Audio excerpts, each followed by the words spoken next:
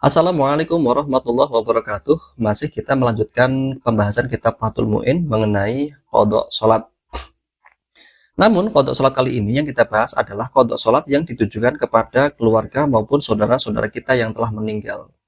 Apakah orang yang telah meninggal apabila mereka ketika masih hidup memiliki hutang-hutang salat, apakah kita boleh mengqadhakan salat-salat mereka? Mari kita simak. Tanbiyah. Man mata wa alaihi sholatu fardin lam tuqda wa lam tufta anhu. Peringatan. Man mata, barang siapa yang mati, wa alaihi sholatu fardin, dan di atas mereka maupun bagi mereka memiliki hutang sholat. Lam tuqda wa lam tufta anhu. Maka tidak boleh diqadhakan dan tidak boleh dibayarkan fidyah atas mereka. Nah, satu pendapat mengatakan bahwa seseorang yang telah meninggal apabila mereka masih memiliki hutang-hutang sholat, maka kita yang masih hidup tidak boleh mengqadhakan sholat mereka dan tidak boleh membayarkan fidyah atas sholat-sholat mereka yang ditinggalkan. Satu pendapat mengatakan tidak boleh. Wa fi qaulin annaha tuf'alu anhu awsa biha amla.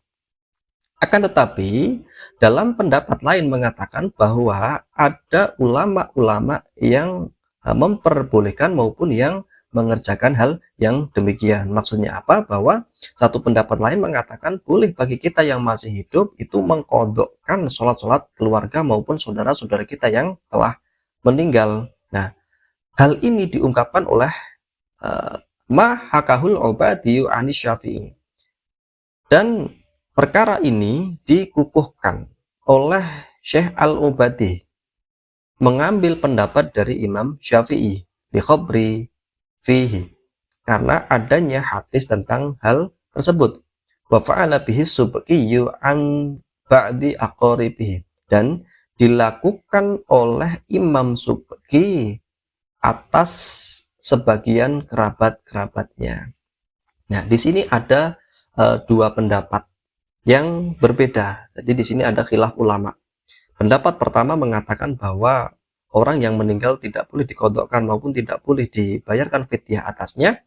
Namun pendapat lain mengatakan boleh bagi kita yang masih hidup untuk mengqadhakan sholat keluarga maupun saudara-saudara kita yang telah meninggal.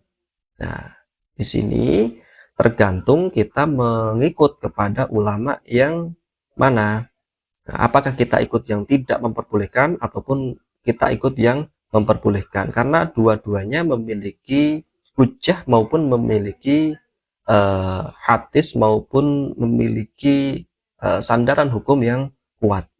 Akan tetapi bahwa mayoritas ulama mengatakan bahwa hal ini tetap tidak diperbolehkan. Karena apa? Ditakutkan walaupun ada hadis yang memperbolehkan, namun hal ini tetap dikhawatirkan oleh ulama akan terjadi hal yang masif, di mana nanti orang-orang yang kaya raya, mereka dengan sengaja meninggalkan sholat ketika dia hidup, kemudian dia tinggal mungkin membayar seseorang untuk mengganti sholat-sholatnya. Lah, maka atas kekhawatiran hal ini, maka ulama membatasi hal tentang qadha sholat ini kepada orang yang meninggal.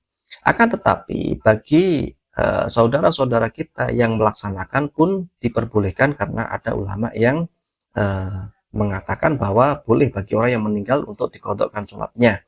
Dan apabila kita tidak melakukan qadha tersebut, akan tetapi kita ingin membayarkan fidyah atas mereka, maka hukumnya adalah bahwa nanti setiap satu kali sholat maka dibayarkan fidyah, yaitu sejumlah satu sok bahan pokok yang diberikan kepada fakir miskin. Nah, ini dua pendapat yang berbeda. Namun hemat kami bahwasanya kita lebih condong untuk mengambil pendapat yang tidak memperbolehkan. Karena apa?